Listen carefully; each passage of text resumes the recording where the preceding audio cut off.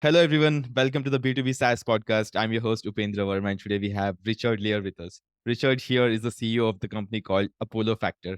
Hey, Richard, welcome to the show. Great being here. Thanks, Subhendra, for inviting us. All right, Richard. So let's get started and let's try to understand what your company does and why do customers pay you money? So ApolloFactor, our key product is Comp Edge. It's competitive edge for talent intelligence. And it's a platform in itself. The platform really targets the key pieces of talent management or talent intelligence. Retention is a big piece of the platform. Pay equity is the other big piece. And we're breaking new ground in both areas. So on the retention side, we're creating a retention score, and we're actually using 30 factors of retention in order to calculate for each employee how likely they are to leave. Interestingly, the retention score is also a performance passion score. So when an employee is not passionate about what they're doing, then they're likely to leave at some point. They're likely to listen to offers and those kinds of things. But it's also sometimes impacts their performance. So we're creating a unique score that's patent pending, and the score basically shows the manager in a snapshot who is at risk. And the idea is if you know who's at risk, then you can do something about it. And, it was not too long ago that research came up. Gallup research saw that retention is a $1 trillion cost to US businesses. And they found out that more than 50% of the people left said that the company could have done something about it. But another 50% said no one talked to them in the 3 months before they left. Mhm. So our tool looks at that and says, okay, we're going to show a manager who's at risk, and then we're going to nudge them to talk. Mhm. And even a conversation in itself can improve the prospects. So the retention tool does that. The retention platform is built on other factors like engagement. People use the word engagement. We actually use the word employee experience. So we have a personalized engagement or personalized experience with every individual in the company. It's a confidential tool.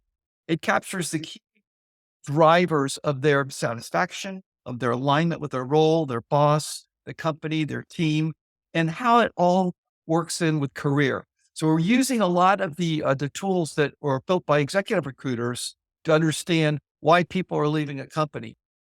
And those come together with a compensation platform, which we built in technology. Mhm. And the compensation platform basically says, what would you make in the market at any given company tomorrow if you were hired? Mhm. So it's a new tool that looks at market metrics, today's job market versus salary surveys. And together, the market predictions, the employee experience, and the factors of, uh, you know, the factors of how long you've been at a company, the tenure and your performance all come together into a score. So the platform looks like a retention platform, but it also captures other things like pay equity. Yeah. So I want to understand this from a perspective of a customer, right? So who exactly are you selling this particular platform to? So maybe can you walk us through one of the example and how they're using it? Yeah. You don't have to name the customer if you're not comfortable with, but just explain how exactly they're using you Yeah. and who they are. Head of HR, CHRO, VP people, director of HR. That's the Mhm. typical first client. That's a buyer, but the platform actually serves employees, managers, executives, and HR. Got it. So HR is typically responsible for a lot of, or feels like they're responsible for talent intelligence, talent management, and they're the buyer. Mhm. And, they are also a user. So the platform allows them visibility into this. But the person who's the most active actor is the manager. Mhm. So the tool is actually a platform for continuous management improvement because all the employees give their feedback and it comes back to the manager. The manager's how they're succeeding. Yeah. And how many paying customers do you have on your platform as of today? We're just entering the market now. Paying customers will be at Q1. We have betas. We have 3 betas going, and we have another 15 betas that are in process of signing.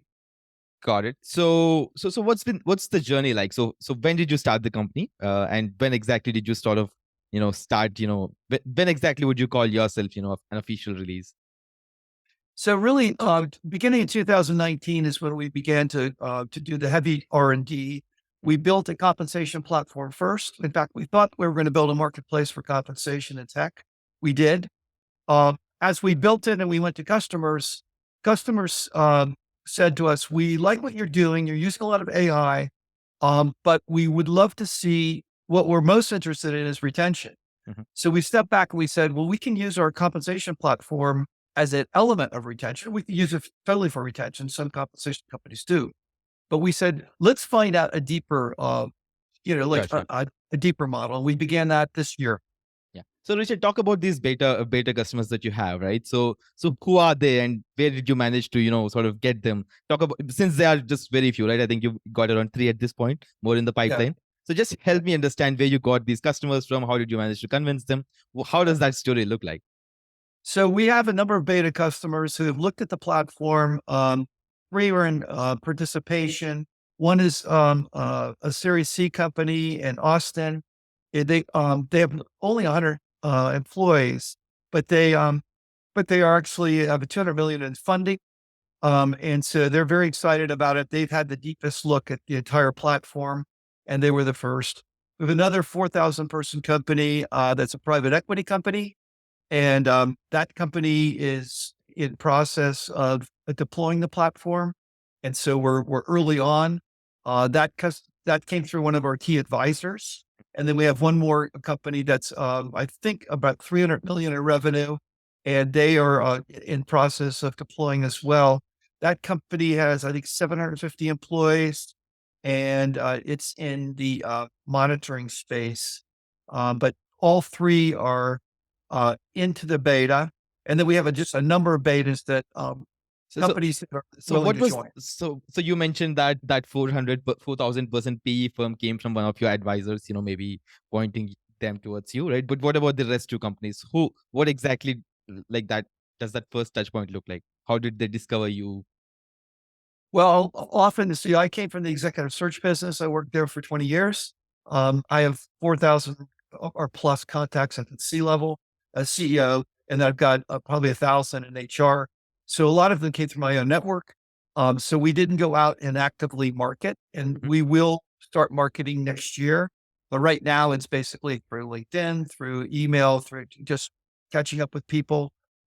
We've also been to a bunch of conferences this year in HR, and I've met a lot of people there. So, and then there's partners too who know about us. So, it's just a variety of sources, but we haven't gone into a full scale marketing campaign yet. Sure, sure. I mean, you've got a variety, but I guess you still have around 20 odd, betas lined up in your pipeline, right? So if I were to ask you one channel that's really been working for you as of today, is it your network? Is it your partners that's bringing them to you? What's really working for you at this point of time?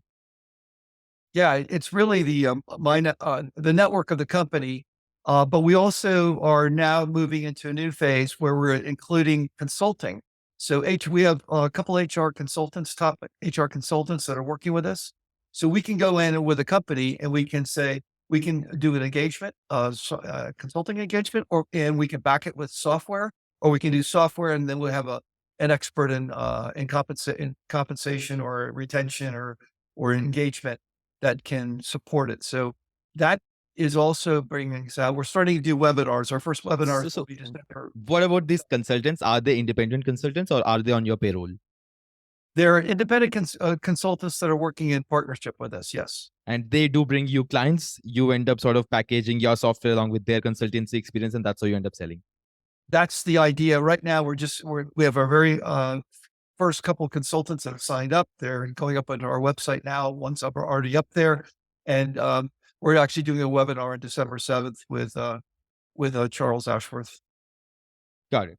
All right. So what's the future going to look like? So what's going to happen from now, right? So how exactly are you going to sort of convert these beta customers into paying customers, and how exactly are you planning to build your pipeline, because you're just Yeah. going to start all of those marketing initiatives, right? So what's that vision look like at this point of time? Yeah, it really is all about critical mass. People in the HR space who are looking at new products are overwhelmed with products. They have too many HR products, and something like our product, if you don't look at it carefully, the company will conclude, well, we already have a retention tool, we already have a engagement tool, our compensation. So breaking through, that's the hard part. I've got 15 blogs written. I'll start delivering them in the next week or two. And we'll talk about transformation. So we're actually taking the talent intelligence to a new level. We're using the idea of transparency to actually create transformation. And what's happened is individuals, 87% of individuals, employees, say they want more transparency. Companies are willing to give more transparency. And as employees give more transparency, then we're able to pull that information in, anonymize some of it, and then bring more metrics to fore. So we're transforming metrics and retention. We're transforming metrics and pay equity. Our pay equity tool is world class, and it's using market data. So pay equity is a big, the number two, one and two initiatives next year for HR are pay equity and retention. These are our best two platforms, and both of them are revolutionary. So we need to get that word out. And it's really going to be a critical mass. You need to get 5 or 6 or 8 customers singing your praises before the rest of the market So, follows. Richard, would you consider yourself, building something very novel and interesting that's nobody has done so far, or Oh do yeah. you think there are competitors out there who are sort of doing something similar to what you're doing? Uh, it- we're doing something that is quite different. We're creating a retention monitor metric, and we're creating a pay equity platform that leverages market compensation, not internal compensation. Mhm. And that's a big difference because if you don't use market compensation, you're introducing bias into your pay equity model, which is the last thing you want to do. Yeah. Using your current customers or your current employees and comparing them to each other is not accurate because if you're looking at the VP of marketing and VP of engineering, they're going to make different numbers anyway. But I'm looking at a VP of marketing at your company, VP of engineering. I'm comparing them to the market. So each of them have a level playing field. So that's it's patented. It's so yes. Mhm. So yeah, my follow up question here is that, so now that I mean, what I would assume is a typical HR team would be using a bunch of softwares, right, to solve a whole bunch of things around the company and people, right? How exactly are you gonna fit there? So I mean, this also needs a bit of market education as well, right? Because nobody understands that something like this could be done, and this would lead to something like employee retention. I mean, these are brand new Yeah. concepts, right? So how exactly are you managing to convince these people that, hey, this is gonna work for you, and this is how we are gonna add ROI? I mean, that part is going to be very critical, right? I mean, it's not like, hey, this is a software, just buy it. I mean, like it's going Right. to be useful, right? You want to do something more than that because you are a novel product, right? So how does that journey look like? So are you going to invest a lot of your time and energy into educating people that something like a product like this is needed, and then convincing them that, hey, we are one of the best in this space? Like, how does that journey look like? Right. And it's a combination of things. It's first of all, you got this credit market space to HR tech, and we're just saying, don't we're not replacing anything. We're actually creating 2 new metrics that you can't find at any other vendor, Mhm. right? Yeah. And so if you want them, it's easy to deploy, can deploy it in 24 hours. It's easy to use, and you're going to have metrics that can save you money immediately. Mhm. So think of it as a very easy to use platform that you can put alongside your other vendors, and it will actually augment those other vendors. And so Yeah. it's a different kind of thing that's going to be painless, and it's going to be Sure, sure. So powerful. how about demonstrating the ROI or value? Because that's going to be a bit tricky, right? So because it really takes a lot of time, and I mean, I can't even imagine how you would end up saying, hey, I've ended up stopping this employee of yours from leaving your company, and because it's pretty hard to demonstrate that value. So how do you deal with conversations like those when you are sort of pitching your product? Yeah, and we are creating a ROI calculator that will be up on the website in the next month or two. The basically when any employee leaves, especially high value knowledge worker, right? When they leave, it's going to cost you between 1 and 300,000 to replace them. That's in tech. Yeah. Okay. So the easy way to do it is I mean, you could deploy our platform in a trial for 90 days. And let's say you could save 1 or 2 employees. Mhm. You've now saved 2 to 600,000. Yeah. The other thing Can you is, really do that? Can you really quantify that? Hey, I actually ended up stopping this employee to leave by doing some things on your platform. Can you actually well, do that? yes, because we create a score Mhm. and, let's say the employee score is today 65, high risk. We show this high risk. It's, they're ready to leave and then we nudge the manager to talk with that person. And that person has four things on their mind. One, teams aren't collaborating. I'm feeling frustrated. One, teams aren't executing. I'm feeling frustrated. Two, I don't feel empowered. I'm not having autonomy in my role. Three, I'm worried about the D round. We're going to let raise the D round. Now the manager talks to that person. The conversation in itself, we found, will probably improve that score from 65 to 75. Just the conversation, even if nothing happens. Let's say the manager says, look, I'm going to grant you more autonomy, give you a little more broader responsibility. Now the score's at 83, right? Now you talk to them in the D round, you say, I want you to talk to the CEO, or have the CEO talk to the company about the D round. We're talking to Sequoia, we're talking to Norwest, we're going to get our D round, we're feeling good. Now the entire employee base moves up 8 points. Now you're up into the mid to high 80s. That person is no longer at risk. Now they could leave still because the next Google comes along and recruits them, but they may not. And you can see that but in their attitude. And so you can actually see the score change. You can see the longevity happen. And then when you see people leave with a 65 score, you don't even have to, use the platform. You don't even have to talk to your people. Just watch the scores because we will show your top 10 people that are ready to leave. And you can say, I would say, in the next 6 months, you're going to lose a chunk of those. And so what we're hoping to do is quantify people's emotions, their sentiment, their satisfaction, communicate that quantification, take action on it, see the quantification change, and then you can see actual results. It's actionable analytics. And then that at the end of the year, I mean, obviously it takes time. You can see your retention went from 25% attrition to 20%, and now you can do the calculation. Right. So the platform will pay for itself and show very concretely the ROI. Got it. So did you raise any external funding so far to sort of build the company? Yeah, we've raised funding through friends and family and angels so far, and we'll be doing an institutional round probably Q3, Q4 in 2023. Got it. All right. So I mean, typically since you are, you claim yourself to be a category leader and you're sort of in this brand new space that you're sort of trying to create for yourself, you would require a lot of investments into educating and creating a market for yourself, right? Because so if you are a competitor of an existing product, you really don't have to do that. Somebody else might have already done it for you. It's just about convincing anybody, right, who understands the value of a product like yours to just, switch. But now you really have to sort of educate the market as well. So what's your thought process on that? Are you going to take a lot of funding and you sort of, educate the market and build a market for yourself? Or how does the vision look like? Yeah. I don't think it's going to be with education. I don't think the education piece, it's important. If you can pull that off, it's great. If I can have an audience and go to HR tech and talk, in front of, hundreds of people, then I can make a big difference. And that's great. It's a combination of things, but my sense is 5 to 10 happy customers with testimonials will create enough buzz. Then we can go to, venture capital funds, and we can say to a company like Norwest and say, hey, we've got this tool. You've got 250 companies in your portfolio. It's ideally suited for startup companies. It's a full platform. Yeah. Why not introduce this to your portfolio companies and leverage the fact that Norwest wants to have a better outcome for their companies, and they want to reduce retention, and they want to increase engagement, and they want to see compensation properly administered. Yeah. So we can create a platform startups. The larger companies are a little different. They're going to take a little bit longer to adopt. But once all that is going, we'll be moving. The other thing is partners. We have no problem with partnering with some of the big players. We have tools. We've already talked to 4 or 5 major players with lots of capital, and they've looked at our platform and go, wow, this would fit our platform. We're not doing this right now.